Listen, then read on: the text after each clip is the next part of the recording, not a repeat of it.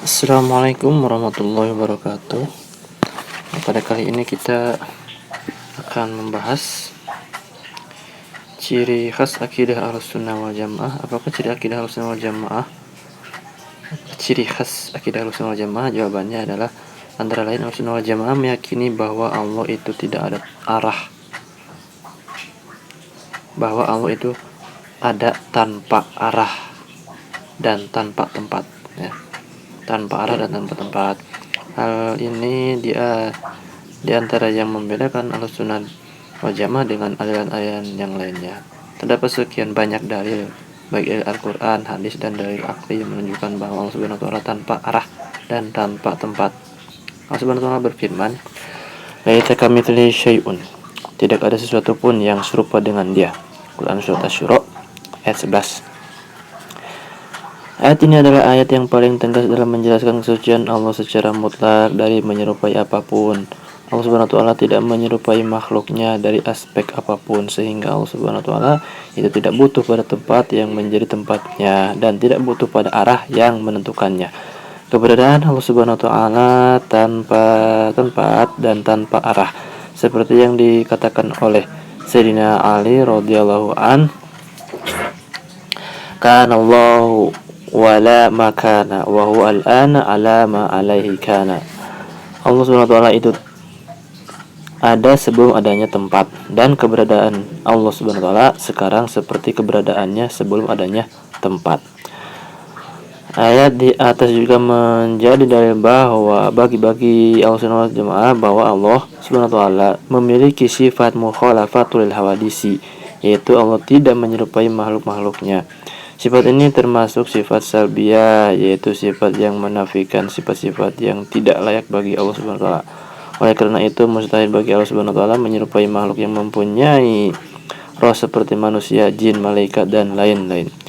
Allah Subhanahu wa Ta'ala juga mustahil menyerupai benda-benda pada jamad, baik benda yang di atas maupun yang ada di bawah. Ulama Ahlussunnah wal Jamaah menjelaskan bahwa makhluk Allah terbagi atas dua bagian, yaitu benda ain dan sifat benda arad. Kemudian menjadi dua. Pertama, al-jawhar fard, yaitu benda yang tidak dapat terbagi lagi karena telah mencapai batas terkecil.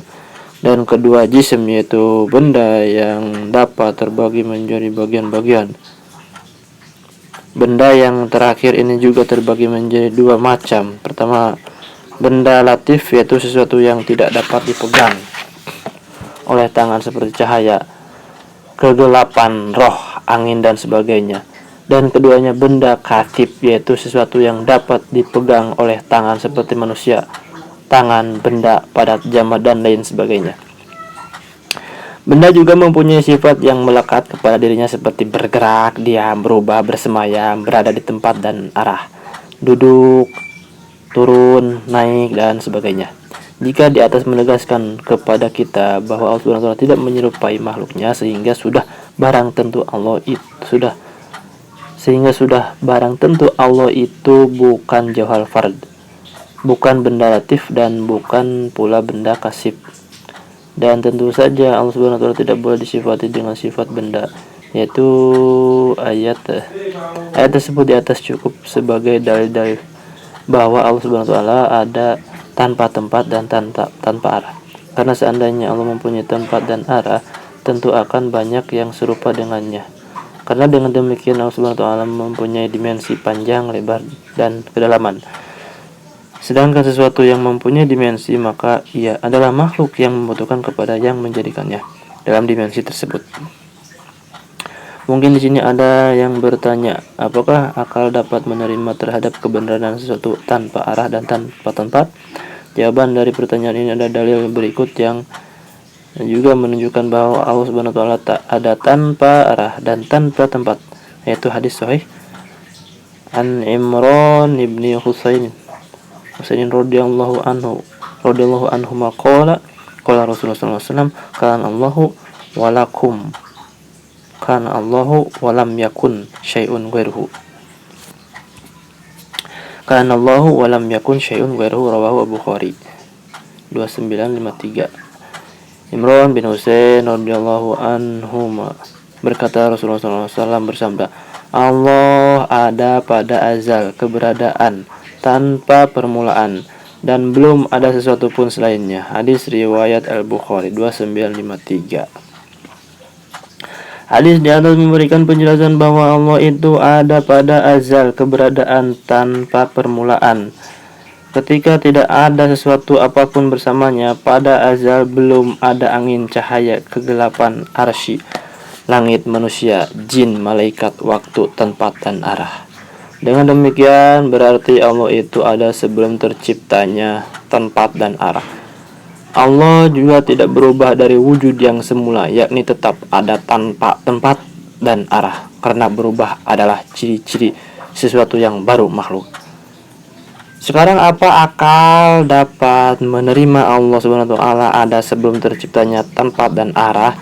Maka tentu saja akal dapat menerima wujudnya Allah tanpa tempat dan arah setelah terciptanya tempat dan arah. Dan ini bukan bermaksud penafsiran atas wujudnya Allah. Imam Hafidz Al-Baihaqi mengatakan sebagian sahabat kami dalam menafikan tempat Allah Subhanahu wa taala mengambil dalil dari hadis an Abi Hurairah radhiyallahu anhu an Nabi sallallahu alaihi wasallam qala anta adh-dhahir falaysa fawqaka syai'un wa anta al-batin falaysa dunaka syai'un, rawahu Muslim 4888. Abi Hurairah meriwayatkan dari Nabi sallallahu alaihi wasallam yang bersabda, engkaulah zahir dan engkaulah zahir yang segala sesuatu menunjukkan akan adanya, tidak ada sesuatu di atasmu, dan engkaulah batin yang tidak dapat dibayangkan, tidak ada sesuatu bagimu. Hadis riwayat Muslim 4888. Jika tidak ada sesuatu di atasnya dan tidak ada sesuatu di bawahnya, sudah barang tentu dia tidak bertempat. Oleh karena Allah itu ada tanpa tempat dan arah. Sayyidina Ali bin Abi Thalib radhiyallahu anhu berkata, "Innallaha khalaqal arsya idharon liqudratihi wa lam yattakhidhu makanan lidatihi." Sungguhnya Allah menciptakan arsy, makhluk Allah yang paling besar, untuk menampakkan kekuasaannya, bukan untuk menjadikan tempat bagi zatnya. Keyakinan bahwa wujudnya Allah tanpa tempat dan arah adalah kesepakatan Ahlussunnah wal Jamaah sejak generasi salaf yang saleh. Hal ini sebagaimana ditegaskan oleh seorang ulama salaf, yaitu Imam Abu Ja'far Tahtawi dalam Al-Aqidah Tahawiyah. Ta'ala yakni Allah alil khududi wal ghayati wal arkani wal adawati la tahwihil jihatu as-sittu kasairil mubtada'at. Maksudnya Allah dari batas-batas bentuk kecil maupun besar, sehingga Allah tidak mempunyai ukuran yang sama sekali. Batas akhir sisi anggota badan yang besar seperti tangan, wajah, dan anggota badan lainnya, maupun anggota badan kecil seperti mulut, lidah, anak lidah, hidung, telinga, dan lainnya. Dia tidak diliputi oleh satu maupun 6 arah penjuru, atas, bawah, kanan, kiri, depan, dan belakang. Tidak seperti makhluknya yang diliputi 6 arah penjuru tersebut.